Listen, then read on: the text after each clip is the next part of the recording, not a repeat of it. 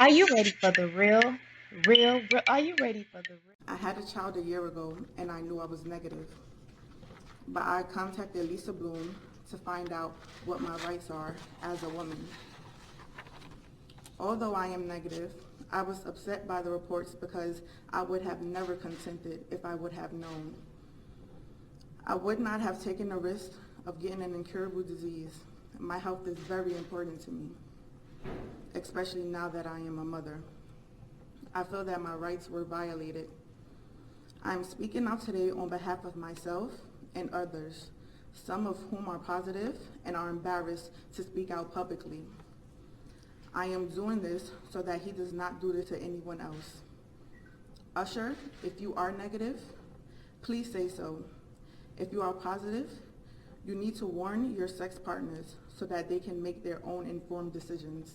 Thank you. Thank you, Quantasia. Good morning. I am attorney Lisa Bloom. Many news reports over the last several weeks have stated that celebrity musician Usher Raymond has tested positive for HSV-2, also known as genital herpes. About 1 in 6 American adults has genital herpes. It is simply a medical condition, and neither Mr. Raymond nor anyone else should be shamed or stigmatized for it. That is not what this is about. However, genital herpes is highly contagious and incurable. It can cause high-risk pregnancies and miscarriages. Some people have to take expensive daily medication to combat it. Outbreaks can be painful and debilitating, and that's why the law requires that people with herpes warn their sexual partners or abstain from sex. Those are the only two choices. Mr. Raymond has not publicly denied the reports that he was diagnosed with the virus in approximately 2009, nor has he denied the reports that he had unprotected sex with a woman after his diagnosis and transmitted the virus to her without warning her, paying her a $1.1 million settlement in compensation for her injuries in 2012. Some legal documents purporting to evidence that have been posted online, and no one from Mr. Raymond's team has publicly denied the accuracy of those documents. If Mr. Raymond is in fact a carrier of the virus, as these reports state, my 3 clients allege that he violated their rights by failing to warn them prior to having sexual contact with them. At least one of my clients has tested positive for the virus and alleges that it was Mr. Raymond who transmitted it. News reports can be wrong, and only a medical test can truly answer the question here. But if Mr. Raymond is negative, by allowing this story to go unrebutted for weeks on end, he has caused many people to be concerned about their reproductive health. Since this news broke, many people have reached out to me, claiming that they had unprotected sex with Mr. Raymond since 2012, fearful that he may have transmitted the virus to them. They have been anxious, upset, and missed work to undergo medical testing. Mr. Raymond has not reached out to any of them, directly or indirectly. They are not able to contact him, as they say he always called them from a blocked number. Their trust and faith in him has been shattered. In these circumstances, which are unusual, if Mr. Raymond is negative, we call upon him to either contact each of his intimate partners since his diagnosis and notify them, or to make a public statement so that people's minds can be put to rest. Today, I am filing a lawsuit in California on behalf of 2 women and 1 man who say they had sexual contact with Mr. Raymond and he failed to warn them of any STD. By filing this lawsuit, we seek to ascertain the truth. We hope the reports are not true. We hope that Mr. Raymond is negative and that this can all be cleared up quickly. We hope that he has not knowingly endangered his sex partners, fans who revered him and who were thrilled to receive his personal attention. In addition to the 3 plaintiffs in this lawsuit, several other individuals have contacted me with the same concerns. My Bloom Firm team is in the process of reviewing their facts, evidence, and witnesses as we do in any case, and as we have done for the 3 plaintiffs who are suing today. So more people may be added in the days to come. No one in America, not even a popular celebrity, is above the law.